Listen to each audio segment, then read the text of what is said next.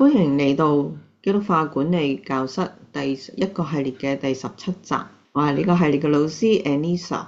7項管理概念同元素嘅最後一項，亦都係最關鍵、頂峰嗰一點，頌讚 praising。當你知道更加多嘅時候咧，更明白管理過程係屬靈信心嘅旅程，自然切記不要踢走上帝，因為呢一個咧係以神為本管理嘅獨特之處。喺現代管理嘅流程咧，一旦抉擇完成，就取得咗預期嗰個成果，例如項目成功啦、目標達到，呢個循環通常就結束㗎啦。但對於以神為本嘅管理而言咧，計劃 planning、組織 organizing、協調 coordinating、監控 controlling、評估 evaluation 同埋決策或者做決定 decision making。聖經記載總有一個部分咧係結束成個管理嘅旅程，呢一個頂點頂峰回歸於上帝嘅身上，頌讚他，同時係代表咗上帝同我哋一同完成佢嘅吩咐嘅事，用頌讚嚟調整我哋。頌讚唔單止係崇拜時候嗰個歌頌，摩西提供另一個場景，釋放以色列民去獻祭，大衛亦都想到上帝建聖殿，敬拜個場地同高舉上帝。以神為本個核心價值係管理行動方案個重心，不停留喺心裏邊，理念、評估標準喺行動同埋日常內容係宣告上帝進行佢嘅管理。頌讚係連接嗰個橋樑，令到永恆嗰個敬拜同上帝嘅主權，地上如同在天上，上帝嘅永恆國度嗰個管理。雖然冇其他地方會討論，但大部分嘅信徒咧心裏邊已經係存在㗎啦。呢一個係以神為本管理獨有個特徵，上帝仍在管理，係昔在、今在、永在，就係過去、而家同永遠，同呢一個大使命或大誡命係目標相連。如果我哋忽略咗頌讚，即使我哋喺其他嗰6個步驟裏邊咧都做得好完美，我哋嘅管理咧仍然係失落咗嗰個核心價值。頌讚嗰詮釋榮耀他的名。頌讚最終有一個評語，有內容嘅報告嚟，唔係一感恩2個字，或者成功苦幹嘅事務報告，或者係追究失職責任。上帝嘅作為視為管理係必然嘅重點嚟，整個過程由上帝插手先能夠完成。頌讚係為基督做見證，榮耀佢嘅名。頌讚個內容係必須要仔細，不單係講緊同工講述上帝嘅工作，係合作嘅單位，係受眾，係旁觀者都見到上帝，係得着豐富感恩見證嘅內容，而唔係只係感動或者係感覺。亦都唔好利用以神為本去管理行政達成另類嘅事工嘅工具。頌讚就唔係只係唱頌詩歌，係必須口裏述說，心裏和應嘅見證上帝嘅作為。內容係有人嘅軟弱同埋憑信心依靠上帝，係應當反映出上帝嘅管理內容同埋上帝仍在管理呢個事實。頌讚必須係以獻祭同敬拜嘅心態進行。呢個挑戰咗我哋對成果嗰個傳統嘅理解。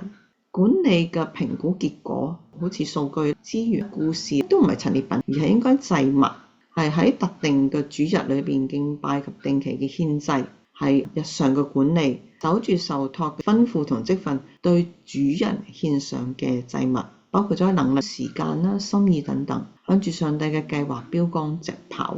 我哋以心靈同誠實敬拜上帝。頌讚中唔單止只係講說好上帝嘅事，唔好嘅或者錯漏嘅唔需要掩蓋，係應該都要講出嚟。掩蓋錯誤容易係為魔鬼留地步。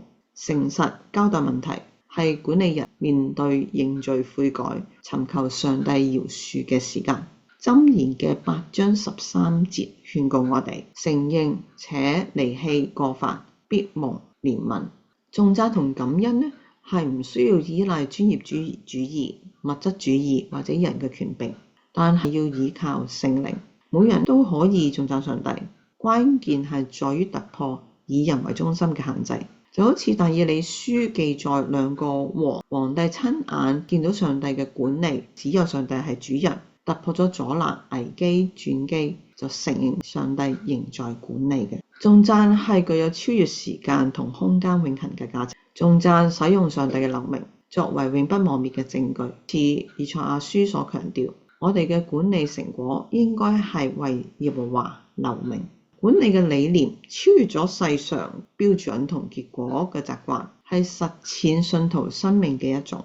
用上帝嘅管理將自己獻上當作活祭，喺管理嘅過程同手所作嘅工，體會上帝俾我哋嘅信心之類。信徒持守真道同不偏離上帝嘅呼召。上帝仍在管理係獨有嘅福音見證，呢份嘅見證係讓世人看見上帝嘅存在。佢嘅特質恩典同救恩。管理唔係一個創造嘅記載，而係一直同在至到永恆，成為基督化管理嗰個立足點。俾啲聖經例子大家睇下。舊約以色列人出埃及記載咗10災，係上帝管理嘅例子咧。以色列人出埃及同埋個過程，摩西從呼召到離開埃及地係受託嘅過程，佢自己嘅生命核心價值轉變，自己個有限嘅能力去到上帝建立關係。10災係讓眾人重新認識上帝，將以色列民生活嘅重心轉回返以神為本，不在法老之下。10災要求以色列民回去向上帝獻祭，俾佢哋每時刻頌讚，唔係只係喺過紅海之後嘅頌讚。可惜還未開始進入呢個應許之地，以色列人就又犯罪啦。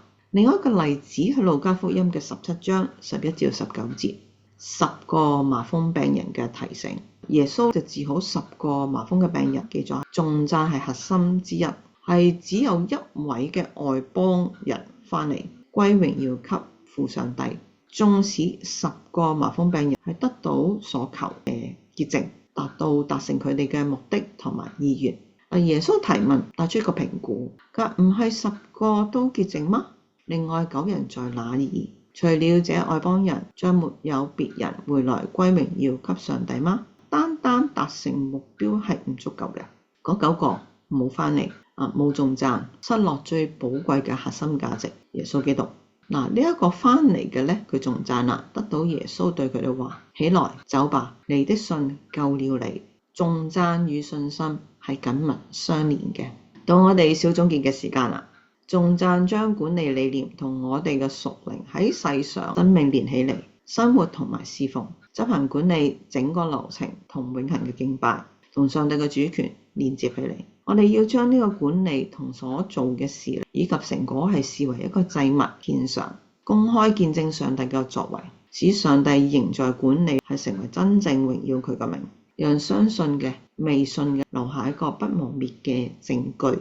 腦震盪嘅問題嚟啦。既然頌讚係如此重要嘅概念同元素，如果聚焦點喺事工目標嘅人數或者收支平衡，點樣可以自然融入頌讚呢？欠缺咗啲咩呢？第二條問題，日常應用嘅，回顧過去一啲成功嘅經歷，是否充分咁樣透過言語同行動，將成果公開又細緻獻上頌讚榮耀上帝嘅內容呢？用咩方式表達上帝仍在管理呢？第三條問題，俾個人嘅挑戰，是否習慣喺不足嘅時候禱告，有餘嘅時候又點呢？願意操練將盈餘同埋成果視為祭物，喺分配操作同分享嘅時候都高舉上帝嗎？留言俾我分享心得，我哋一起嘅討論。